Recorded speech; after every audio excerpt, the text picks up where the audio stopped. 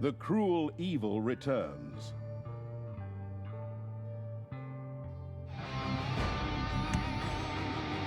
The last stand. Talia set about destroying the last remaining heroes.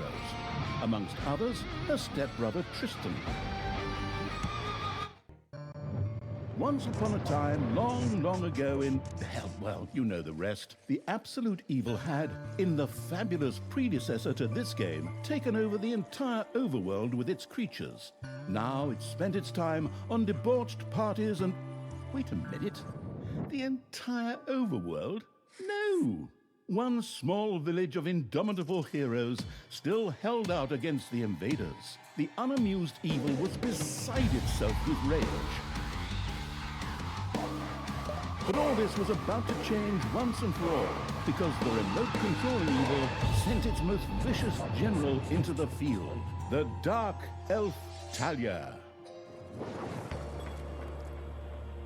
Talia, also known from the fabulous predecessor, came back from her vacation in a thoroughly good mood. Before that, she had defeated her foster father, the paladin Thanos. This fact is important to note.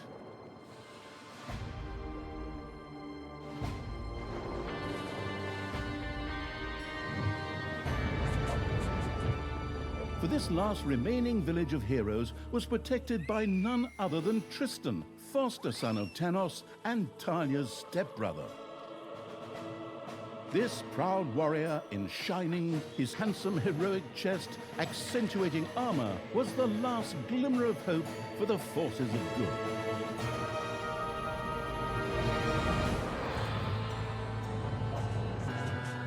Talia, who had fully embraced the dark side, couldn't wait to really kick her stepbrother's ass.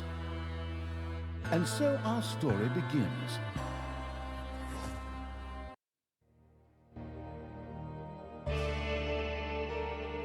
The last defenders of good were fighting for their survival. This seemed to be the perfect time for Tristan to make his appearance, the last mighty hero of the good races. My brothers! In your eyes, I see the same fear that would lead me to despair. The day may come when the courage of true heroes is extinguished, when we abandon our companions and all bonds of friendship are broken. But that day is still far off. Stand fast, heroes of the West! And with those familiar-sounding words, Tristan charged into battle to the cheers of his men. The heroes of good had managed to capture some of the evil creatures. Nevertheless, it was more than questionable whether a few minor victories and a brilliant speech could do anything against the absolute evil's armies. A storm of darkness and gloom descended, heralding the arrival of Talia, the absolute evil's general. This entrance not only panicked the defenders of good, but also seemed to strengthen the creatures of evil. I'm back! Time to kick a little hero butt. Forward, creatures! Show me what you can do! Punch 'em smack dab in the mouth! Smash 'em in the face! Oh, and just as a precaution, get me my handbook of worn-out third-rate catchphrases. Ha!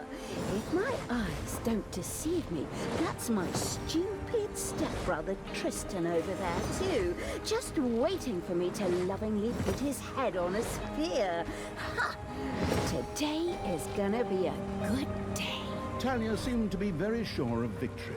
Some might find this puzzling, as it was the beginning of a long new campaign.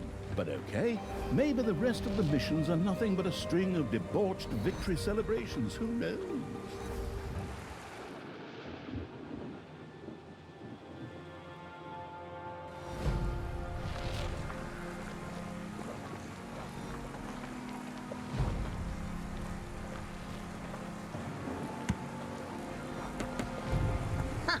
A few pitiful opponents.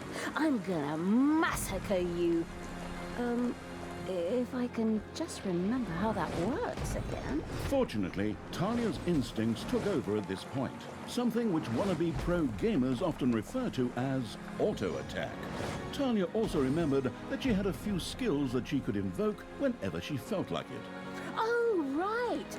Boom! That's That's how it's done.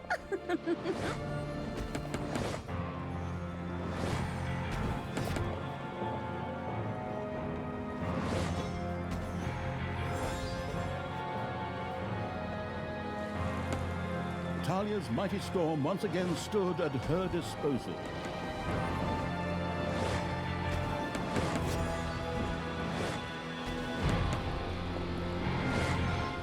Yippee-ki-yay, hero mucker!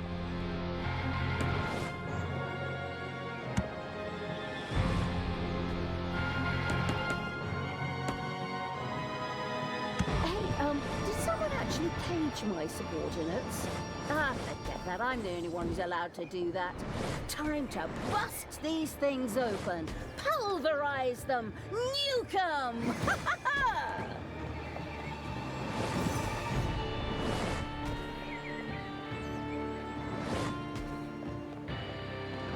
A cage was destroyed and creatures were freed.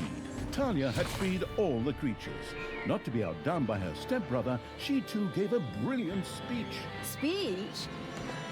Sure.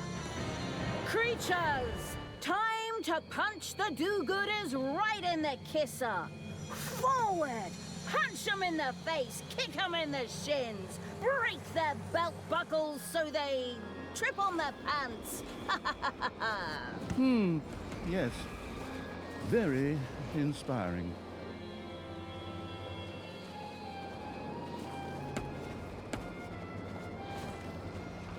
Once again, Talia's fury descended to plunge the land into blackness.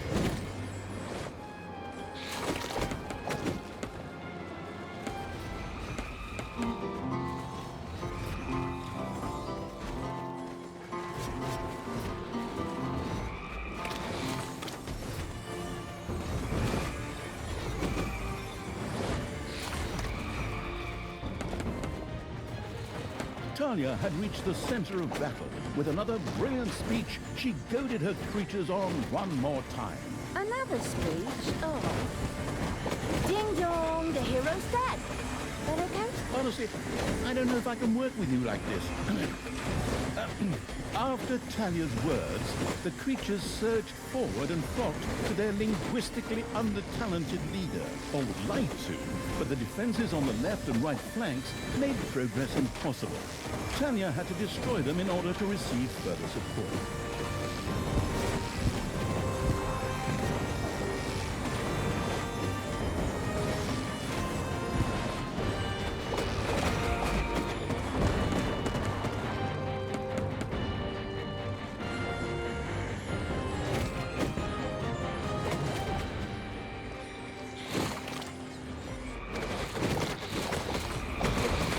The hero's left defensive flank could no longer withstand the breaching evil's creatures.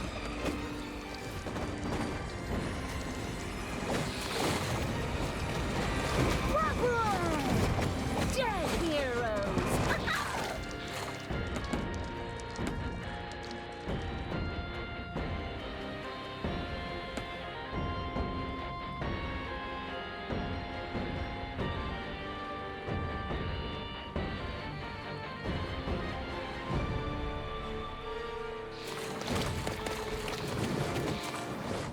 The hero's defense collapsed on the right flank.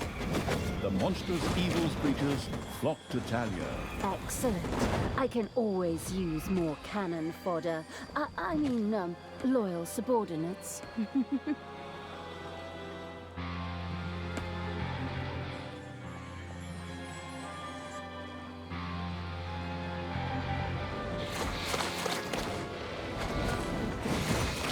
And another one for the Grim Reaper. Or Grim Reaperess, I'm not picky.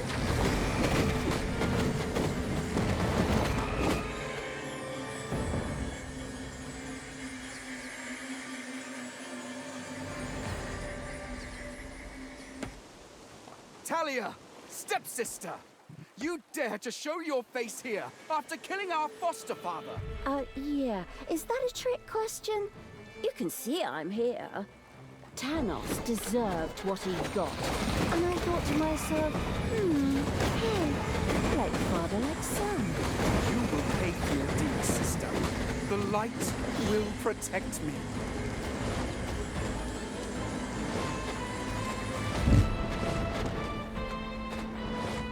Sister, turn from evil and come back to the side of good. See the power of light. With these words, Tristan was bathed in a golden light that seemed to protect him. As if that were not troublesome enough, a number of magical portals opened at the same time. Huh. As if this wasn't dragging on way too long already. Can't we just jump straight to the point where I greedily take over the world? Forward, creatures! Smash the portals! Flatten that magic junk! Pull the plug! My brothers! In your eyes, I see the same fear that would lead me to despair. The day may come when the courage of true heroes is extinguished, when we abandon our companions and all bonds of friendship are broken. But that day is still far off. Stand fast, heroes of the West! Oh, didn't you spout that same bullshit earlier? In exactly the same words. No, not at all. I am known for my brilliant speeches. Wicked stepsister. I seem to remember that whenever you were supposed to speak in front of the class, we had to get a mop. You'll pay for that. Onward, faithful! Destroy the evil! All the magical portals had been destroyed, and with them, Tristan's shield went up in smoke. That's the way I like it. Now, where were we? Oh, yeah. I was just about to kick my stepbrother's butt. Sister, it doesn't have to end this way. Join me. Together we can still save the world. Oh, can't you just die and spare us all the embarrassing melodrama?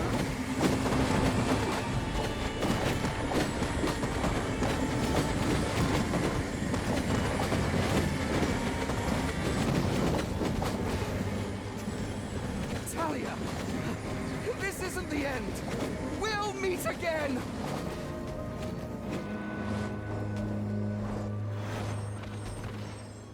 With these words, Tristan quickly created a portal and threw himself through it with the last of his strength. The portal closed again behind him. Treachery! Fraud! Cheater! This was supposed to be my victory! And what the hell kind of glove is that anyway? Looks to me like game design forgot to balance the thing properly. Maybe the people in charge were still too captivated by your great speech. It brought tears to my eyes too, however, not of emotion. As if the bird brains these evil creatures have needed grand speeches.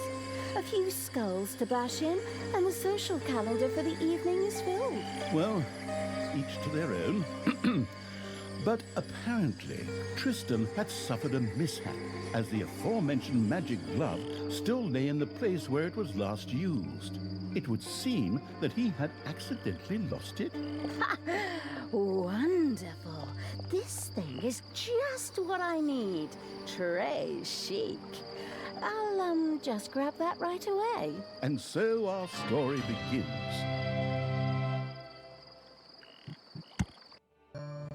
Tristan had managed to give Tanya the slip, but she had been able to capture his magic glove. The Gauntlet of Finitude, a fabled artifact. Unfortunately, UI overlays don't work in cutscenes, so Tanya couldn't read just exactly what the glove did.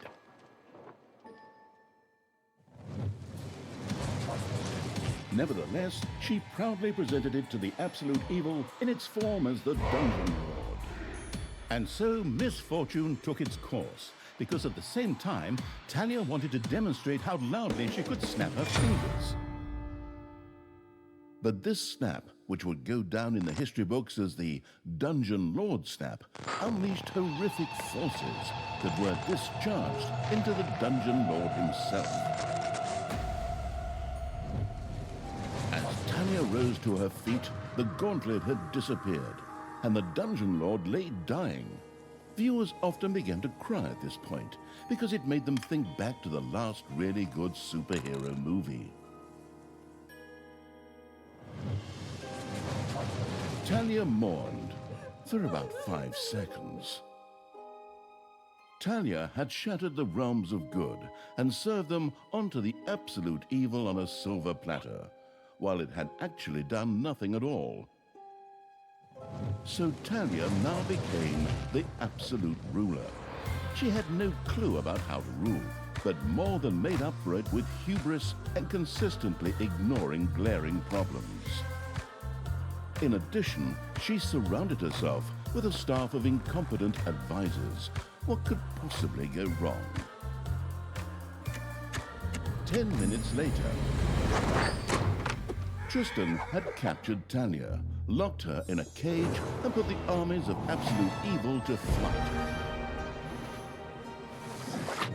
And so the story ends. We'll tell you how the story continues in overpriced microtransaction bites. Oh, wait, wrong script. That's a different developer. Hang in there, I've almost got it.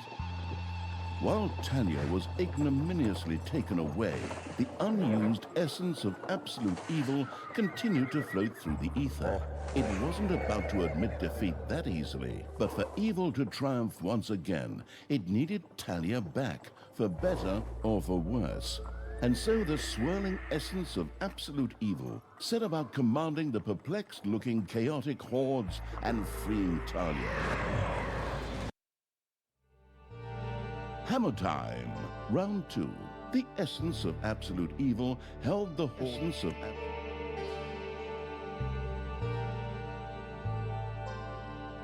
Tristan!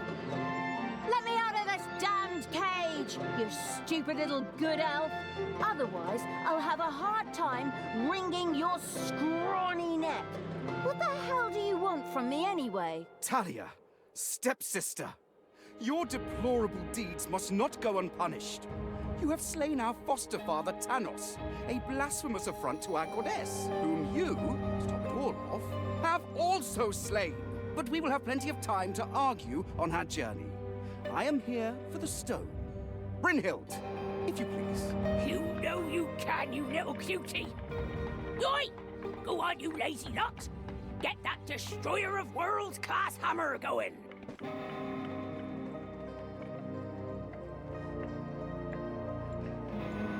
Talia had been captured. Only the bubbling around the place essence of absolute evil could save her. It was amusing to leave Talia in the clutches of her brother. But on the other hand, without her help, the shapeless evil would probably just roam the countryside as a disembodied something or other, and at best be hired for third-rate horror movies. Fortunately, a forgotten dungeon heart lying in the underground could quickly be reactivated. Together with the creatures of the Horde, it would be easy to smash the do-gooder heroes there to smithereens. The wafting evil had to get rid of that dwarven contraption on the overworld, as it posed a threat to the underground, and with it, the dungeon heart. It was therefore necessary to build a mighty dungeon, or rather, to have one built, because as a wafting essence, the disembodied evil could not do much itself.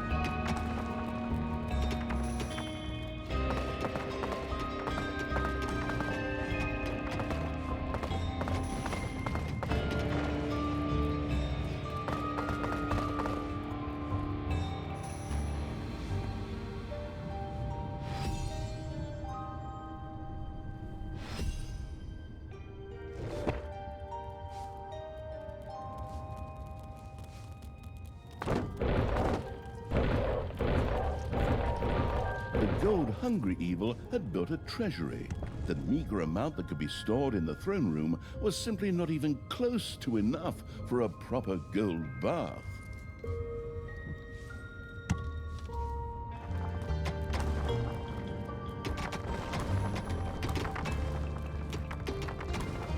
Payday! Creatures are collecting their pay.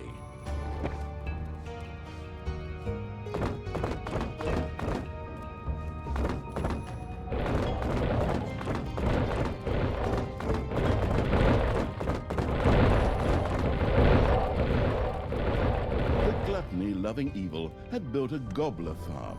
Here, delicious gobblers were raised to serve as food for the horde.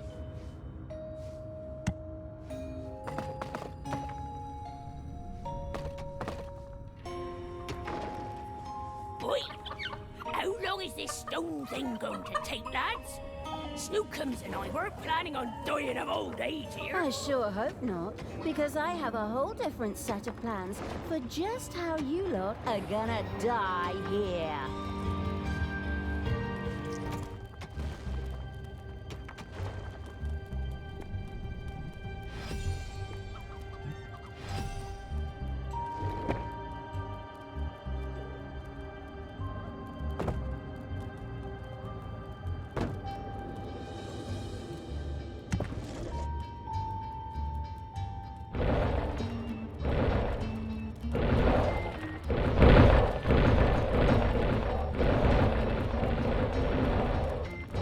The sheltering evil had built a hideout for the horde's creatures. These could henceforth build themselves a place to rest there. The army-raising evil had recruited its first creature, a bit underwhelming considering that it was sitting on the throne of the gods a short time ago. But fresh starts are never easy.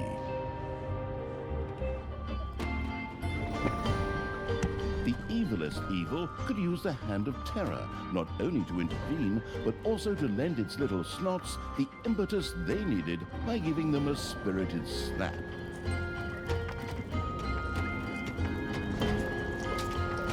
The attitude-adjusting evil had struck one of its little snots. Frightened, the creature squealed and set to work even faster. The detestable evil had earned some delicious evilness.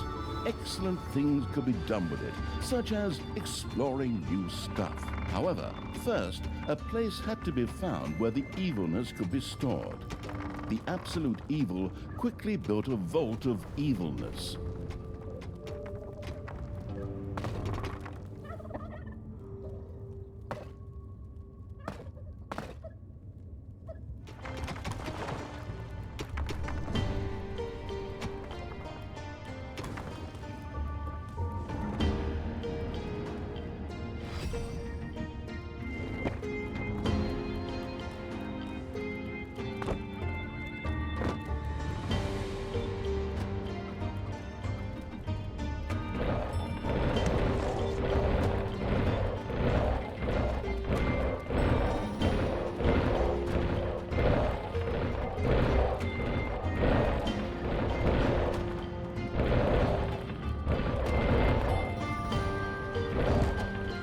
Glamorous evil had built a vault of evilness.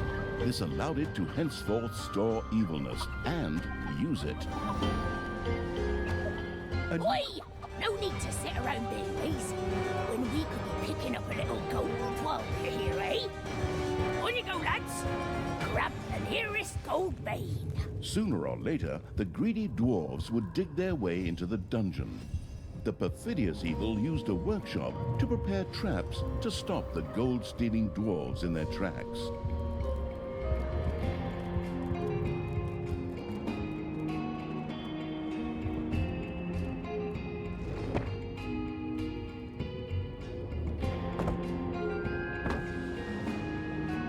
Technological progress has almost always been a fine thing. Further research could not only make new units or rooms available, but also increase the maximum number of little slots or creatures. The hard work allowing evil had built a tinkerer's cave. Here, little snots could use the work units to make toolboxes, which were needed for the more extravagant dungeon accoutrements.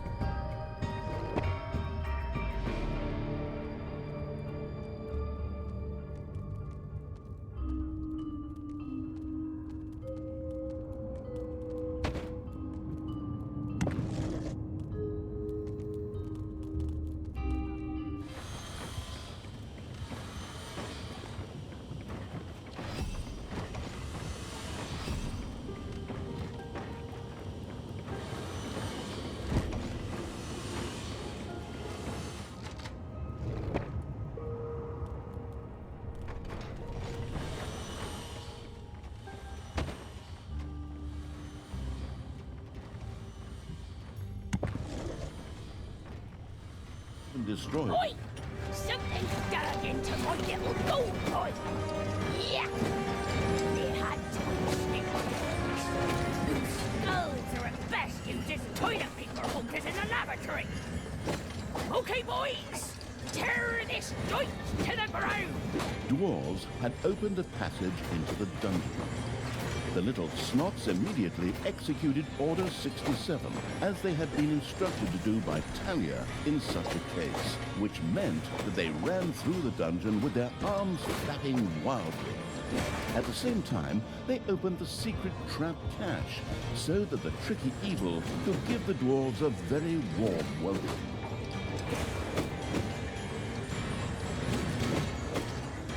Oi! Did you little honey buns forget your little baby bottles? Or how did you manage to lose to a bunch of lousy orcs? But oi, we still have some reinforcements here. Reinforcements? Attack! Obviously, the danger from the dwarves had not yet been neutralized. Luckily, the little snots had made a few traps in their spare time, and they were only too happy to make available to the all-consuming evil.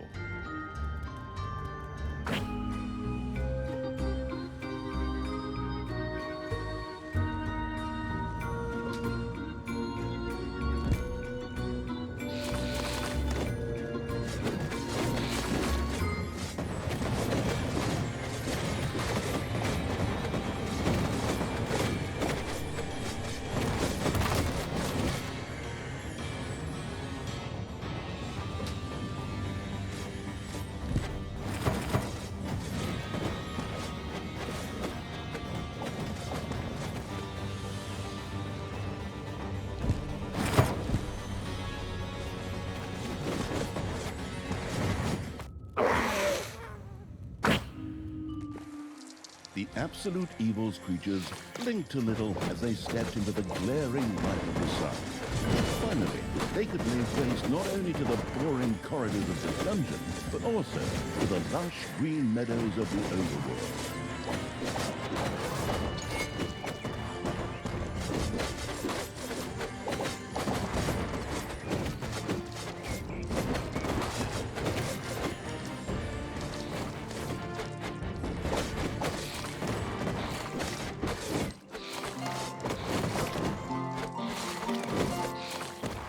The horrific evil had destroyed a camp in the overworld. The defeated heroes ran away crying and tried to entrench themselves behind even higher walls.